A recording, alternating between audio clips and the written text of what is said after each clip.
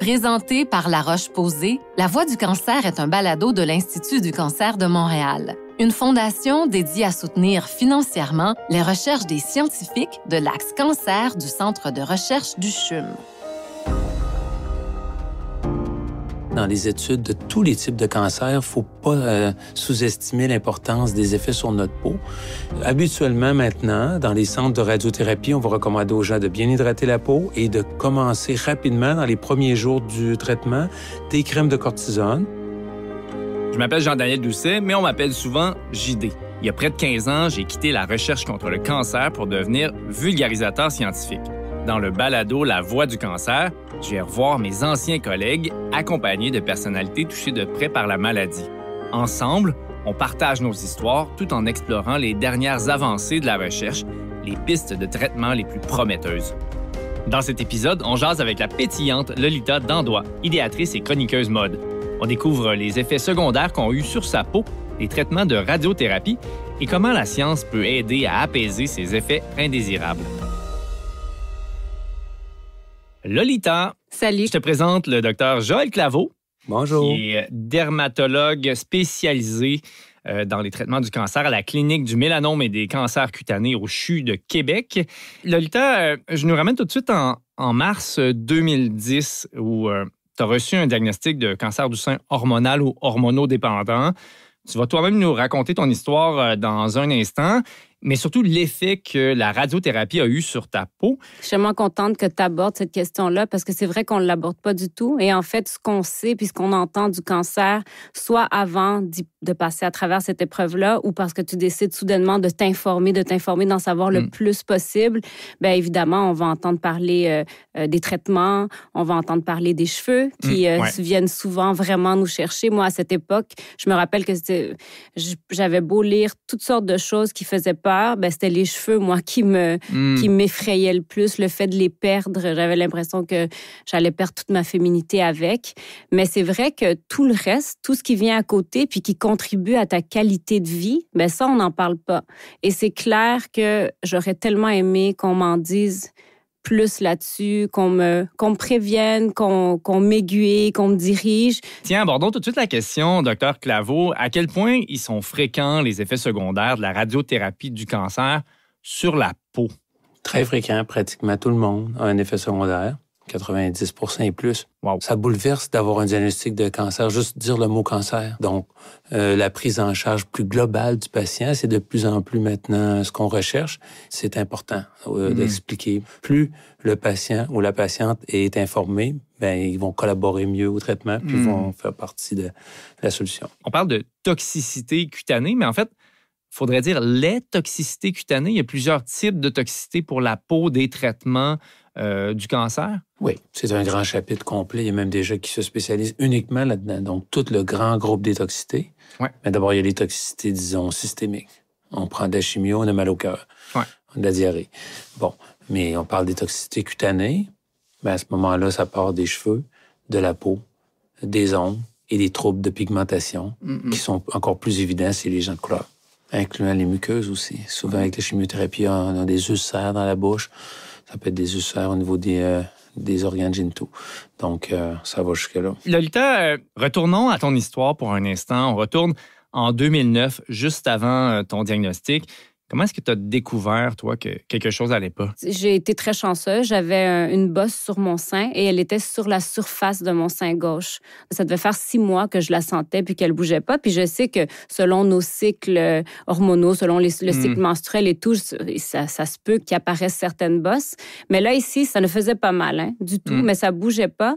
Et puis à l'époque, moi, j'étais au magazine Clin d'œil. On avait un numéro rose qui existe toujours aujourd'hui. Donc, on était très sensibilisés à la cause du cancer du sein. Puis moi, je voyais, à travers les femmes qu'on recevait en témoignage, que ça existait des femmes qui n'avaient pas 40 ou 50 ans. J'ai décidé d'aller consulter. Puis, j'avais pas de docteur de famille à l'époque, donc je suis allée au CLSC. Et puis, le médecin, il m'a dit, si j'étais toi, je repartirais à la maison puis je penserais plus jamais à ça. Ouf. Ça m'arrangeait vraiment, sa réponse, mais j'étais avec ma maman. Puis elle m'a dit, écoute, on est quand même venu ici pour une référence pour la clinique du sein. Donc, c'est très bien son avis, mais on va prendre la référence. Puis je l'ai écouté, je l'ai demandé. J'ai jamais eu de rappel de la clinique jusqu'à un moment où j'ai décidé d'appeler. Mais là, on est presque 1 an plus tard. Puis on m'a dit qu'il n'y avait jamais reçu de référence pour moi. Oh. Et donc, ils m'ont dit, ben écoutez, on va vous donner un rendez-vous. J'ai eu le rendez-vous. On a fait les examens. Et puis, ce jour-là, je suis repartie avec des bonnes nouvelles, comme quoi tout était correct. Puis, quelques jours plus tard, on m'a rappelé pour dire que le docteur voulait me revoir. Et là, il m'a annoncé que c'était un cancer du sein. C'est un cancer du sein hormonal, hormonodépendant de stade 1, mais agressif. Donc, il n'est pas très répandu, mais il peut se propager vite. Comment tu reçois la nouvelle, Lolita? Mais quand on me l'a dit, en fait, je me suis évanouie. Ouais. Je me suis réveillée par terre, puis je regardais le médecin, puis je regardais mon chum, puis je me demandais pourquoi vous ne m'avez pas mis sur un lit ou quelque chose. Vous avez pu me mettre une couverte au moins. Ouais, c'est ça. Mais j'étais vraiment tombée. Donc, je ne sais pas si vous vous rappelez de la publicité qu'on voyait à la télé où les gens tombaient de leur chaise. Au ralenti. Oui, au ralenti. Moi, je trouve que c'était exactement ça, ce qui s'est passé. J'ai vraiment trouvé ça dur. Tu sais, j'avais 29 ans. Et puis, à côté de ça, il y a eu tout de suite une belle nouvelle. C'est que le chirurgien oncologue qui m'avait vu m'a dit, écoute, je sais que tu as attendu longtemps pour avoir ce rendez-vous. J'ai une annulation dans 6 jours. Si tu veux, tu viens, puis on enlève le cancer. Puis comme ça, on stoppe ça tout de suite. Puis je me rappelle que j'avais comme calculé, puis la date, c'était le 8 mars, qui était la journée de la femme. Puis je trouvais que c'était de bel augure.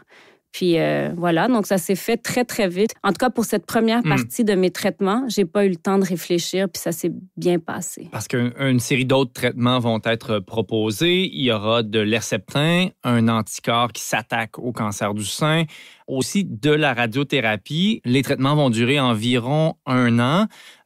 Puis les effets secondaires à travers ce parcours-là, comment ça se passe, en particulier sur ta peau? J'ai commencé par avoir de la chimiothérapie. La chimiothérapie a été très difficile, aussi difficile qu'on le dit, en tout cas pour mon cas, mais c'était surtout au niveau mental. Là. Dans mon cas, j'ai vraiment eu une très, très sévère dépression. Puis, une fois qu'on est passé à la radiothérapie, parce que ça a été chimio, radio et puis Herceptin, et tout ça durait 1 an. Quand on est arrivé à la radiothérapie, c'est comme s'il y avait un petit répit, dans le sens où les effets n'étaient pas aussi intenses.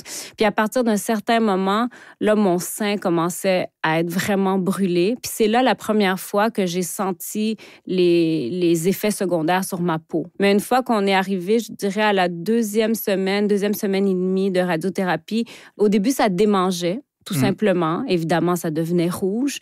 Mais plus le temps passait, j'avais la peau qui commençait à peler. Puis ça me réveillait la nuit. Donc, tu sais, c'est pour ça que tout à l'heure, je disais que j'étais contente qu'on parle de cet aspect-là parce que c'est vrai que c'est pas grave comme d'autres choses, mais ça a tellement un impact sur la qualité de ta vie. C'est quand même fou. On sait jamais si c'est normal ou pas, à quel point on devrait consulter ou pas. Moi, j'en ai jamais vu, mais de quoi ça a l'air, une brûlure de radiothérapie, docteur Claveau? Bien, la radiothérapie, c'est comme un genre de canon où on donne des rayons pour aller détruire les cellules cancéreuses résiduelles.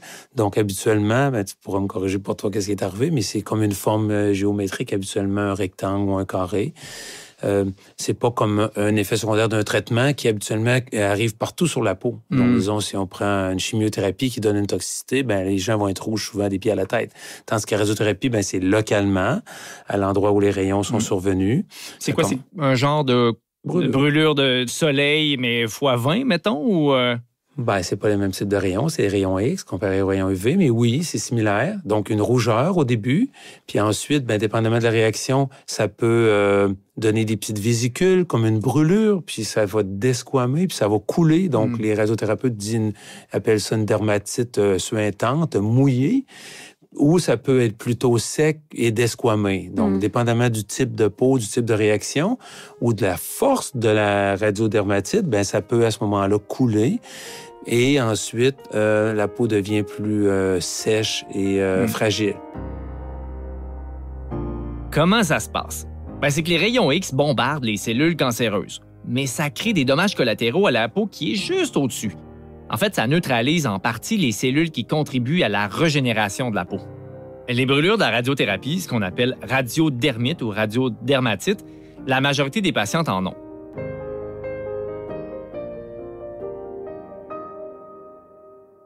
Justement, la radiodermatite, il y en existe différents types. C'est quoi les principaux types qui existent? Combien de temps ça dure une brûlure due à la radiothérapie?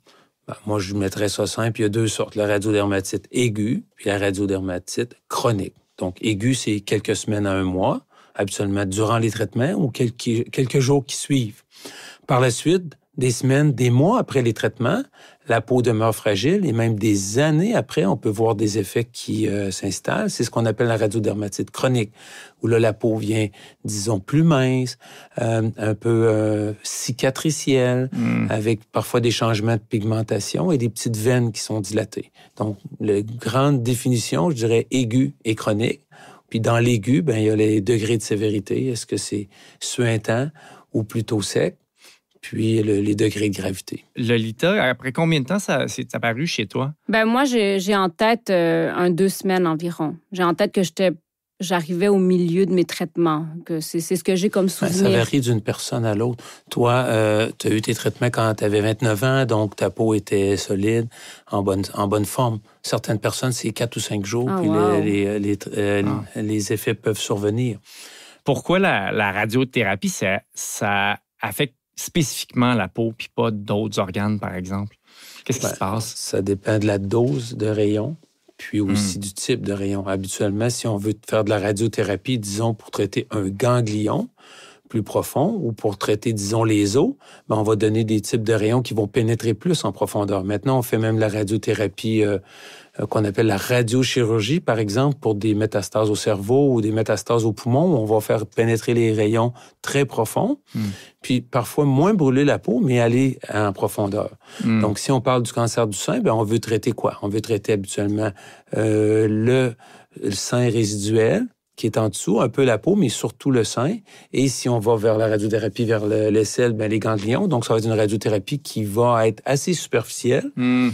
Et à ce moment-là, comme effet secondaire, la peau va payer le prix. C'est un peu comme une loupe, là, tu sais, quand on concentre les rayons du soleil avec une loupe, puis on envoie ça au sol pour griller les fourmis, par exemple, quand on est jeune.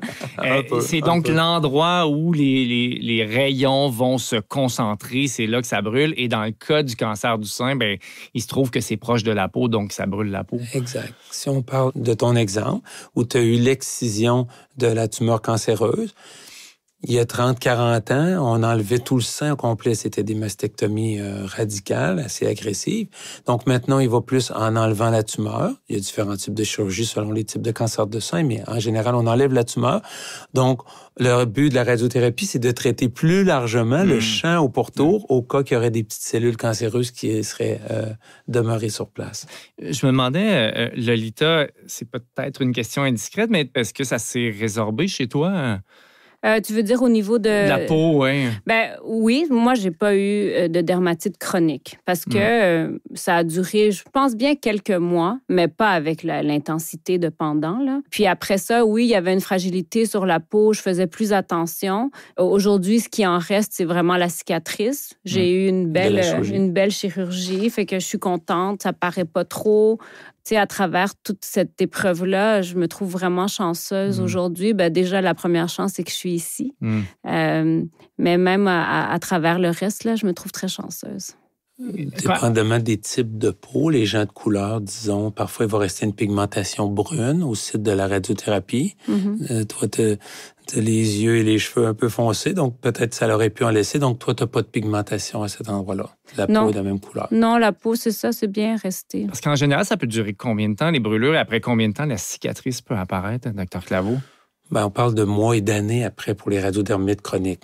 Mais la radiothérapie, comme bien d'autres domaines, ça s'est amélioré beaucoup au cours des dernières années. Nous, on voit comme dermatologue des effets sur la peau des gens qui ont eu de la radiothérapie il y a 30, 40, 50 ans. Wow.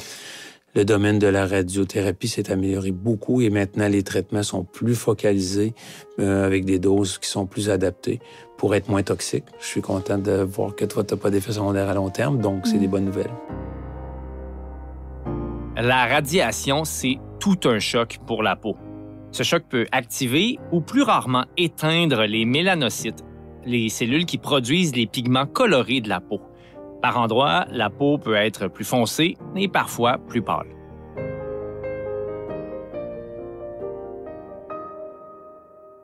Tout à l'heure, on a parlé du fait que quand j'ai eu mes traitements à moi, j'avais 29 ans, donc ma peau était jeune. Est-ce qu'il y a des types de peau qui sont plus à risque? C'est un très bon point. Puis effectivement, les gens qui sont plus âgés, en haut de 70 ans, avec une mauvaise alimentation, les fumeurs, la peau qui est endommagée beaucoup par le soleil, ce sont des peaux beaucoup plus fragiles. En dermatologie, depuis quelques années maintenant, on se questionne de plus en plus sur la présentation des maladies de peau chez les gens de couleur.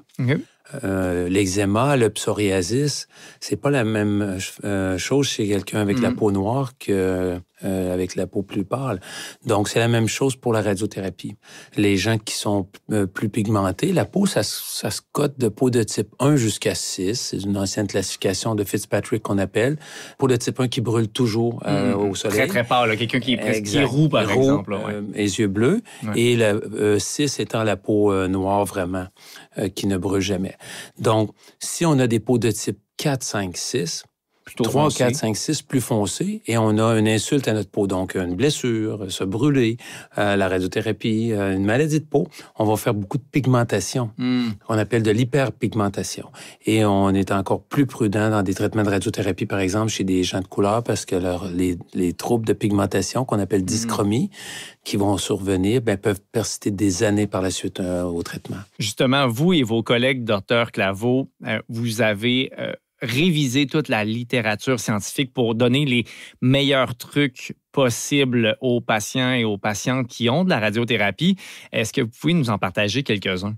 En soins de la peau, on a développé un groupe de travail pan-canadien d'experts en radiothérapie, des dermatologues, des infirmières, pour voir un peu par tout ce qui se fait pour essayer de standardiser ça, parce que tu reçois tes traitements à Calgary ou ici, ou disons à Rimouski, c'est pas toujours les mêmes traitements. Dans notre travail qu'on a effectué dans les derniers mois, c'est de développer un traitement de plus standard possible pour offrir à tous les patients partout au Canada dans la prise en charge des effets secondaires de la radiothérapie. Donc, essayer de donner des conseils simples. Habituellement, on parle de bien hydrater la peau avec des produits qui sont non parfumés, utiliser des produits, disons, avec un pH adéquat, et ensuite l'écran solaire. Donc, vraiment, la triade, donc, pas nettoyer avec des produits trop forts, bien hydraté et protection solaire. Par la suite, le traitement qui a été le plus, disons, étudié pour prévenir les effets néfastes ou, disons, calmer la radiodermatite, c'est des crèmes de cortisone. Donc, si nos rayons ont passé au travers la peau puis ont tué les cellules cancéreuses en profondeur, on peut calmer ce qui se fait en surface. Nos crèmes de cortisone en surface vont pas nuire à l'effet bénéfique de la radiothérapie en profondeur. Donc, habituellement, maintenant, dans les centres de radiothérapie, on va recommander aux gens de bien hydrater la peau et de commencer rapidement, dans les premiers jours du traitement, des crèmes de cortisone à l'endroit de la radiodermite pendant la période du traitement. Et ensuite, lorsqu'on va calmer la radiodermatite, à ce moment-là, on peut cesser la cortisone puis poursuivre avec des crèmes réparatrices et des crèmes hydratantes. Une fois que la radiodermite, que l'inflammation de la peau s'installe, on a besoin d'anti-inflammatoires.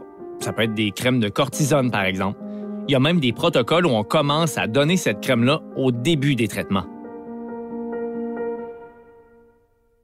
On a des risques souvent si on utilise des produits comme l'aloès, vitamine E, etc., de causer des allergies secondaires. Lorsque la peau est brisée par la radiodermatite, c'est plus fragile à développer des allergies. Dans le même ordre d'idée, maintenant, on a tendance à éliminer l'utilisation de crèmes antibiotiques. On a longtemps, même moi-même, après des chirurgies, recommandé d'utiliser des crèmes antibiotiques parce que ça nous sécurise. On veut prévenir l'infection. Il y a un trou, les bactéries pourraient rentrer par là, donc on vient prévenir ça. Mais finalement, on utilise beaucoup d'antibiotiques. On peut causer des allergies, ça rend les bactéries, disons, résistantes. Donc maintenant, on a tendance à éliminer aussi l'utilisation des antibiotiques et aller plus avec des produits réparateurs, donc des crèmes, pour le temps que la peau est fissurée, crevassée, et ensuite bien hydrater la peau par la suite. Puis je me rappelle aussi, puis peut-être que je vais en profiter pour poser une autre question. Premièrement, j'arrivais plus à porter de soutien-gorge parce que ça me dérangeait trop. Ça arrive trop à un endroit qui touchait à ça. Mais aussi, moi qui travaille dans la mode, il y avait mes vêtements, j'arrivais pas à les porter. On dirait que tout type de tissu me dérangeait. Puis j'allais vers le coton, le petit t-shirt le plus simple, le plus doux que je pouvais avoir. Donc, est-ce qu'il y a question de justement se poser la question sur qu'est-ce qu'on porte pendant ce temps-là? Bon, il y a des études qui se questionnent sur le bienfait de porter tel ou tel type de soutien-gorge durant les traitements de radiothérapie.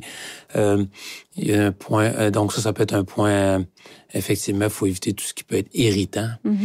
La laine, par exemple, pour les gens qui font des dermatites, de l'eczéma, il faut l'éviter. Donc, c'est la même chose quand on fait une dermatite, disons, artificielle, causée par la radiothérapie, mais il faut éviter tous les vêtements qui sont irritants et des produits irritants. Éviter les parfums directement sur la peau, tout ce qui peut irriter la peau secondairement. Donc, en corollaire à ça, donc les savons parfumés, c'est encore très populaire, donc à éviter. Et puis le soleil, j'imagine aussi. Exactement, même si le sein est parfois caché, bien indépendamment, si la radiothérapie aussi ça se donne dans d'autres types de cancers, par exemple au visage, c'est sûr que le soleil peut contribuer également à rendre la peau plus fragile puis à amener une toxicité supplémentaire. Durant tes traitements, est-ce qu'on t'a suggéré d'utiliser des crèmes de cortisone pour calmer l'inflammation? Le petit moment où j'ai finalement eu je vais dire un soulagement, parce que ce que ça a causé par la suite, c'était ça, c'est qu'une infirmière m'a entendu demander des questions, puis elle voyait que je commençais à être un petit peu, j'étais émotive, puis à travers tout ça, moi, j'ai découvert à quel point je pouvais pleurer facilement et souvent. Fait que j'étais très émotive, puis elle m'a vue, puis elle est venue me voir, puis elle a dit, écoute, je sais que je te conseille aussi d'aller voir ton médecin, mais elle a dit, il y a quand même des produits qu'on peut utiliser pour un petit peu calmer. Puis la première fois qu'on m'a parlé d'un produit, c'était justement un produit de La Roche-Posay, l'Ipicard. On m'a dit, utilise ça va te faire du bien, ça va avoir un impact. Puis ça a effectivement eu un effet de soulagement. Et puis, c'est pour ça qu'en tout cas, je me permets de le dire parce que pour moi, c'est quelque chose qui me tient vraiment à cœur. Je suis tellement contente que 15 ans plus tard, justement, La Roche-Posay m'avait demandé est-ce que tu accepterais de faire partie d'être notre ambassadrice pour les programmes d'oncologie. Puis j'étais vraiment heureuse parce que ça me ramenait à ce moment-là où finalement, j'ai eu un petit quelque chose qui a fait du bien, puis que tu te dis, ben c'est ça, t'as envie d'avoir des conseils, t'as envie d'être soutenu, puis c'est venu par là. Dans les traitements contre le cancer, est-ce qu'il y a d'autres types de traitements qui ont des effets sur la peau? Je pense à la chimiothérapie, puis qu'est-ce qu'on peut voir dans ces cas-là? La chimiothérapie, effectivement, on connaît depuis de nombreuses années les différents types d'effets secondaires. Tu l'as mentionné, le principal effet secondaire, c'est la perte de cheveux. Ensuite, il y a des éruptions pancorporelles où les gens viennent rouges avec des macules, des taches, des lésions rouges. Et il y a d'autres chimiothérapies, comme pour le cancer du sein, qui touchent beaucoup les mains. On les appelle les taxanes. Ce sont des chimiothérapies qui sont toxiques pour la paume et les plantes, qui vont donner beaucoup de douleurs, des rougeurs et de la desquamation. Donc, ça, ce sont des effets secondaires très bien connus. Maintenant, dans le cancer, c'est une grande révolution dans les traitements. On traite beaucoup avec des thérapies ciblées, donc souvent des anticorps ou des molécules qui vont aller bloquer spécifiquement un gène, comme l'Herceptin, et l'immunothérapie. C'est maintenant le traitement le plus, disons, étudié sur la planète pour traiter différents types de cancers. Et ça donne des effets secondaires cutanés chez plus de 50% des patients. Donc, on encourage le système immunitaire à réagir, mais évidemment, ça peut aussi causer de l'inflammation dans la peau. Exact. Et pour aller avec ce que tu disais tout à l'heure, ces patients-là, souvent, vont avoir une qualité de vie qui est très affectée, d'où l'importance de la prise en charge par l'équipe. C'est clair. Je suis tellement contente que vous le dites parce que ça, c'est quelque chose que j'ai entendu souvent. J'ai eu la chance l'année dernière de participer à des discussions sur le cancer. Puis, il y avait plein de gens qui partageaient leurs expériences. Tu réalises à quel point c'est important de pouvoir agir sur les choses sur quoi tu as un contrôle, même si elles paraissent secondaires ou tertiaires. Parce que, évidemment, la première chose que tu veux, c'est de poursuivre le traitement puis de pouvoir guérir la personne. Puis j'aimerais quand même parler d'un exemple d'une dame qui m'avait écrit. Elle a eu des effets sur sa peau qui étaient vraiment intenses. En fait, elle perdait la peau sous ses pieds. Donc, la peau tombait et les pieds, on marche là-dessus tout le temps. Et ça a été horrible. Elle a dû rester couchée pendant des mois. Et encore aujourd'hui, 5, 6, 7 ans plus tard, il y a plein de chaussures, en fait, qu'elle ne peut pas porter aujourd'hui, puis ça lui fait encore mal. Elle m'avait dit, j'avais tellement comme lâché prise parce que mon pronostic était tellement mauvais que j'ai arrêté de prendre soin de moi complètement. Puis ça a fait en sorte que, par exemple, elle se crémait plus du tout. Je dis pas que l'un est relié à l'autre, hein, mais elle m'expliquait ça, puis que ça a été horrible, puis qu'elle ferait tout pour revenir en arrière et ne pas avoir à vivre ça en plus de tout le reste. Dans les études cliniques, on voit qu'il y a beaucoup de questionnaires sur la qualité de vie. On questionne les gens et la principale chose qui a affecté leur qualité de vie, c'est leur problème de la peau ou des cheveux ou des ongles. Ah ouais. Donc, c'est vraiment maintenant dans les études de tous les types de cancers où on voit que les gens, il faut pas sous-estimer l'importance des effets sur notre peau. C'est aussi notre carte de visite, c'est notre présentation. Donc, on est souvent plus gêné, on reste à la maison, on veut pas voir personne quand on est sous traitement. Donc, ça affecte aussi tout l'ensemble de notre personne. Les traitements, ça laisse aussi des traces sous la peau, des traces psychologiques. Avez-vous des trucs pour gérer les peurs et l'anxiété qui peuvent venir avec l'anticipation des traitements? Peut-être, Lolita, d'abord? De mon expérience personnelle, alors que j'avais jamais fait de yoga de ma vie, à travers mes traitements, on m'avait proposé de faire des cours de gentle, de yoga doux gratuitement. Okay. J'ai eu droit à une psycho-oncologue que je pouvais voir, à qui je pouvais partager mes peurs. Mais le yoga, c'est quelque chose qui m'a vraiment fait du bien. Puis de manière plus personnelle, là où ça allait le moins bien pour moi, tout à l'heure, je vous ai dit que j'avais fait vraiment une grande dépression. J'ai commencé à faire des méditations guidées. Pour moi, ça avait fait une grande différence. Il y a aussi des centres. Moi, j'étais allée dans un centre qui s'appelle Hope & Cope, qu'on m'avait recommandé. J'ai fait du tai chi. On avait des cours de nutrition, toutes sortes de choses comme ça. Puis, ça fait une différence. Groupe de sport, groupe de patients, par exemple. Oui, groupe de patients qui sont modérés par quelqu'un qui est du centre. Maintenant, heureusement, on a des équipes. C'est vraiment une prise en charge avec une équipe. On a notre infirmière qui reçoit les patients. On a les travailleurs sociaux si les patients ont des difficultés, même les psychologues parfois si les gens ont des difficultés. Il y a des psychiatres spécialisés dans le cancer, psycho-oncologues. Une fois que les traitements s'amorcent, il y a aussi une autre infirmière, l'infirmière pivot, qui suit durant les traitements. Donc ça permet aux patients de communiquer avec l'équipe traitante et d'avoir, disons, une prise en charge plus globale. J'espère, Dr Claveau, qu'on vous a pas trop irrité avec nos questions. Au contraire, c'était une belle expérience et puis on apprend toujours. On peut toujours s'améliorer. En tout cas, vos réponses et l'histoire inspirante de Lolita seront assurément un baume ou une crème de la Roche-Posay sur le cœur de bien des gens, j'ai l'impression. Merci beaucoup à vous deux. Merci. Merci à toi. Merci. Si vous avez des questions sur les toxicités cutanées et sur la meilleure routine de soins de la peau à suivre, on vous invite à visiter le site web de La Roche-Posay, engagé dans le domaine de l'oncologie depuis plus de 15 ans. La Voix du cancer est un balado de l'Institut du cancer de Montréal, présenté par La Roche-Posay. À l'animation et à la co-scénarisation, Jean-Daniel Doucet. À la recherche et à la co-scénarisation, Stéphanie Dubeau. À la réalisation, Nathalie Pelletier. La prise de son, le mixage sonore, la musique originale et la production sont signés Underground.